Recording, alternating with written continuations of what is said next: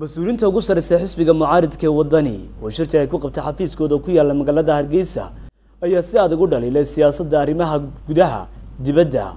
iyo safarkii madaxweynaha Soomaaliland uu ku tagay dalka Britain afhayeenka xisbiga mucaaridka ee wadani Ibrahim Mahdi Buuba oo isagoo go'aan ka hadlay shirka jirayd ayaa waxa uu yiri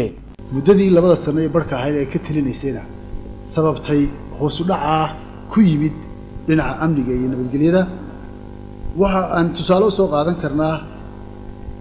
xiriirkii aanu la lahayn beesha caalamka oo aad moodo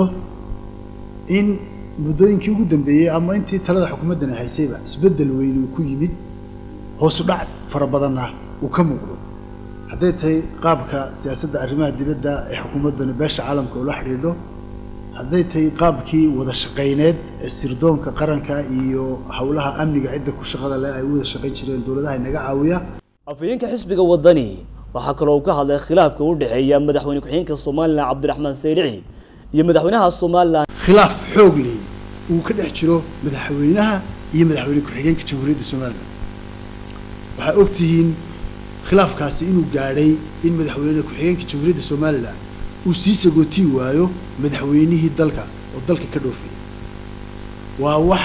aan cidnaba ka qarsoonayn cid waliba aragto sida la socotaana saxaafadda maalmihii ugu dambeysayba headline-ka kaga soo baxay waxay gaarsiisay khilaafka madaxweynaha iyo ku-xigeenka dhex yaala in madaxda xisbigu hoteelada isku feerfeeraan madaxda xisbigu isku aflagaadeeyaan isku xigtaan ama madaxda xukuumaddan u jeeda ay isku aflagaadeeyaan oo isku feeraan gacantana isula tagaan hoteelada magaalada Hargeysa gudaheeda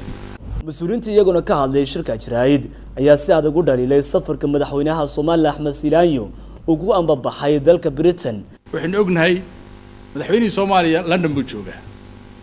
madaxweynuhu wuxuu yiri hooyan ma caawa waa inaan hadda tagaa iyadoo madaxtooyada aan ognahay in madaxweyne ku-xigeenkiina uu gaar u taagan yahay